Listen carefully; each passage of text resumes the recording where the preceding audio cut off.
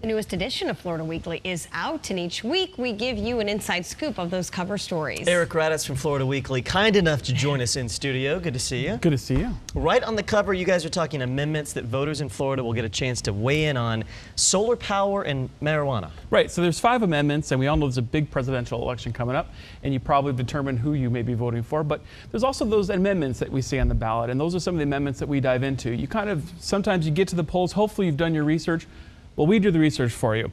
Of the amendments, a couple of the bigger ones, solar. Should we legalize solar power? And if so, some are suggesting that we should vote yes to, but others say that it really limits who can control it, only the bigger companies and maybe new third-party companies. But we dive into the pros and cons of whether to vote yes or no to this amendment. We don't tell you what to vote, of course. And then medical marijuana. Yes, this has come through one time, so this is medical marijuana amendment part 2, if you will. The wording has become a little bit tighter. Last time it almost passed 58%, it needed 60.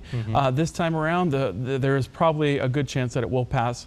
And so those are 2, and there's a couple of others in there too.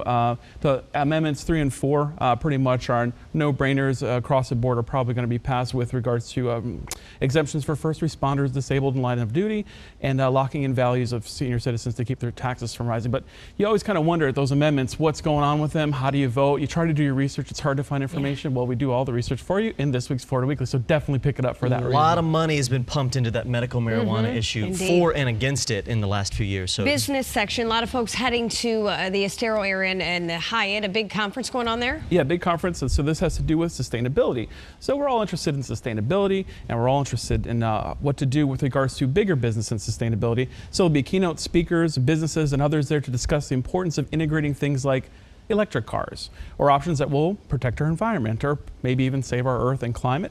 So pick up Florida Weekly to see who will be there, what they're talking about, and if you should go. And what about arts and entertainment? Tell us really quickly about that. Okay, so Ayed Akhtar, he is won a Pulitzer Prize and nominated for a Tony for his work for Disgraced. He's the most produced playwright overall this season, even more than Tennessee Williams or Arthur Miller, if you can believe that. But we have 2 options to see his work here in Southwest Florida. One at the Sarasota Zaysola Historic Theater and also Gulf Shore Playhouse, dealing with some highly charged subject matter about being Muslim in America. But it's very well done, and it's something you should check out. Are you sad your Bulls record went down last night? Well, I am a little bit, but the Cubs are doing well. Chicago guy over here. All right, Eric Raddatz, anything else? Well, pick up also for top picks. Lots of things going on. If you're not sure what to do, we've got a fashion show at the Bell Tower tonight. We have the roller derby girls, and we have Dirty Dancing. So I had the time of my life. Oh, wow. And I owe it all to Eric, you. we got to cut. We got to, no singing allowed. I love you, Chad. We can't allow Eric Raddatz Let's go to see the show together. No singing allowed. He may not be back on next week. Sorry.